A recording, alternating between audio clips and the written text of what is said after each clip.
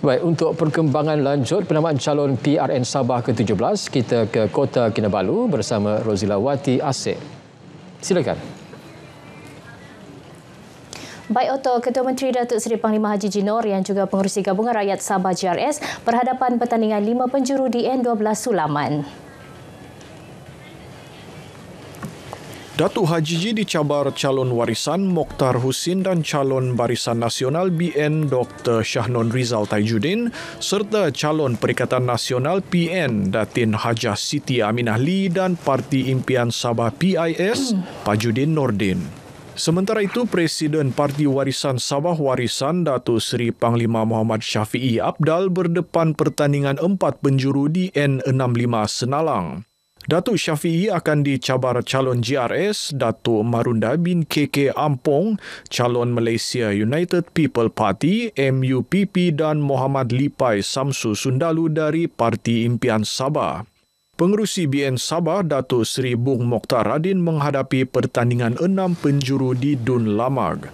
Manakala timbalan pengurusi PKR Sabah Datuk Peto Galim pula berhadapan pertandingan 13 penjuru di Dun Inanam.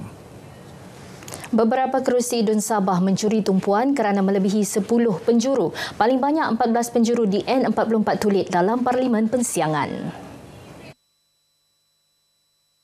4 kerusi lagi melibatkan pertembungan 13 penjuru iaitu di N06 Bandau, N14 Tamparuli, N18 Inanam dan N25 Kepayan. Di N01 Bangi dan N26 Moyok pula melibatkan pertembungan 12 penjuru. 6 lagi kerusi menyaksikan pertembungan 11 penjuru iaitu N02 Bengkoka, N04 Tanjung Kapur, N08 Pintasan, N16 Karambunai, N67 Balung dan N24 Tanjung Keramat. Sementara itu, perbezaan perjuangan politik tidak menghalang dua beradik bertanding merebut kerusi N18 Inanam.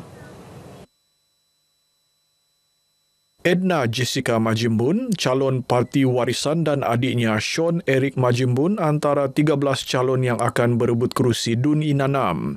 Mereka bakal berhadapan timbalan pengerusi PKR Sabah Datuk Peto Galim.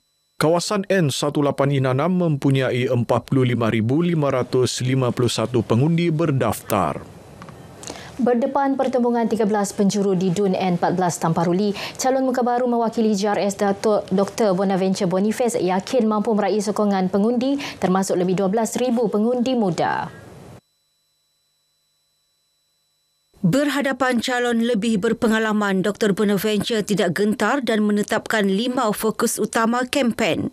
Antaranya meningkatkan infrastruktur, digitalisasi serta peluang untuk belia berkemahiran. Saya percaya dengan sokongan dan dengan komitmen semua jentera gabungan rakyat Sabah ini, kita dapat menempuh pilihan raya ini dan seterusnya menawan semula N14 Tampaluri. Kita melihat seramai lebih kurang 12,000 lebih pengundi-pengundi muda dan saya percaya ini adalah ruang dan masa untuk kita mengambil peluang ini.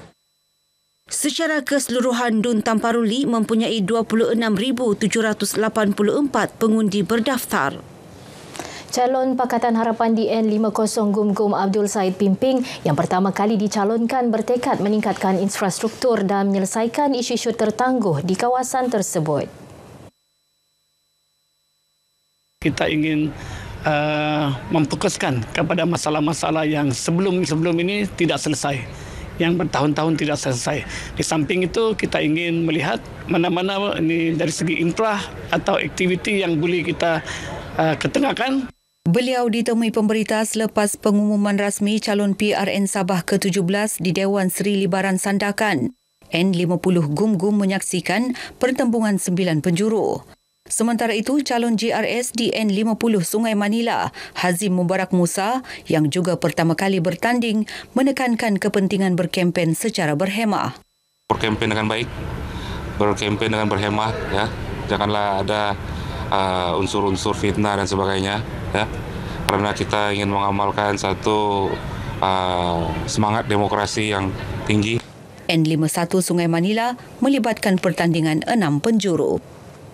Manakala kestabilan ekonomi, perpaduan infrastruktur dan isu pengangguran, fokus utama calon bertanding di Dun Sungai Sibuga Sandakan. Calon GRS Datuk Amir Shah Yaakob menegaskan keseimbangan pembangunan ekonomi dan perpaduan perlu terus diperkukuh demi kesejahteraan penduduk. Kestabilan ekonomi, kestabilan perpaduan di sini itu adalah hala tuju kita. Supaya insya-Allah di kawasan Sungai Sibuga ini dapat dibela khasnya kepada masyarakat yang masih memerlukan. Calon Barisan Nasional Datuk Suhaimi Nasir yang juga ahli Parlimen Libaran pula memberi jaminan untuk mengurangkan kadar pengangguran melalui peluang pekerjaan dan pendidikan. Menyakiti serangkai isu-isu pengangguran, isu-isu ekonomi yang sekarang ini tidak seperti apa yang kita harapkan, sara hidup yang terlalu meningkat sekarang ini akan kita bentang bukan saja di Parlimen tapi di peringkat Dewan Undangan Negeri. DUN N52 Sungai Sibuga menyaksikan pertandingan 5 penjuru antara calon GRS, BN, Warisan, Perikatan Nasional dan Parti Impian Sabah. Tidak pernah mencatat dividen melepasi 10 juta ringgit. Cabaran yang dihadapi Perbadanan Pembangunan Ekonomi Sabah SEDCO dalam tempoh 15 tahun. Namun tahun ini angka itu akhirnya berjaya ditembusi, membuka lembaran baru bagi ekonomi Sabah. Perinciannya bersama Nirona Newmont dalam Aspirasi Bayu.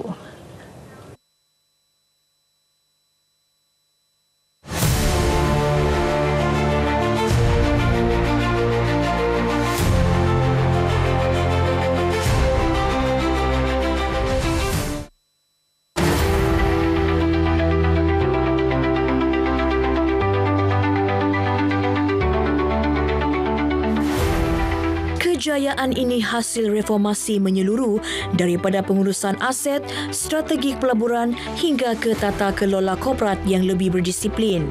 Lebih daripada sekadar keuntungan, SEDCO kini menumpu kepada impak sebenar kepada rakyat agar hasil pembangunan sampai ke desa dan komuniti luar bandar. Pengurus Besar Kumpulan SEDCO, Datuk James Wong Ken Ping menegaskan tumpuan era baharu SEDCO kepada governance, kecekapan aset dan penilaian semula model perniagaan. And we can proudly say that we've achieved a historical dividend of and loan repayment of to the state government of about 10 million throughout the past 15 years. This is the highest that we have done over the 15 years. Sabah Agro Industrial Presiden Saib antara projek penting yang melonjakkan SEDCO ke landasan baharu. Bukan sekadar beroperasi semula, Saib kini menjadi pemangkin ekonomi luar bandar. Ia membuka lebih 100 peluang pekerjaan baharu, menghubungkan hasil pertanian kampung dengan pasaran tempatan dan ekspor. Produk agro beridentiti Sabah kini diproses, dibungkus dan dipasarkan mengikut piawaian antarabangsa.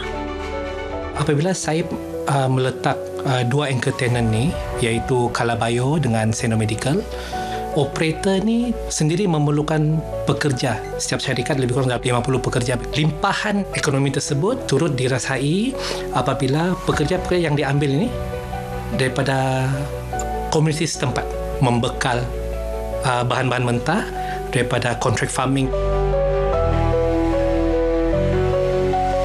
Model perkongsian ini memperkukuh rantaian nilai dari pekebun hingga ke industri pemprosesan.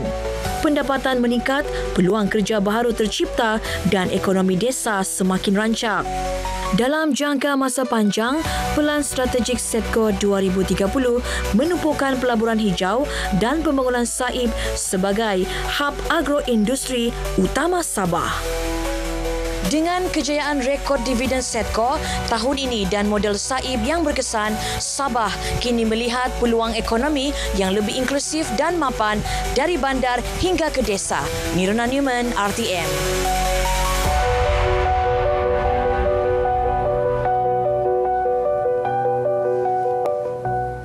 Baik, sekian paparan dari Sabah untuk petang ini. Untuk lebih banyak perkembangan dalam berita wilayah, kembali bersama Otto. Setiap undi membawa suara dan harapan rakyat Sabah. Undi 2025, salam Malaysia Madani. Baik, terima kasih Rozila Wati langsung dari Sabah.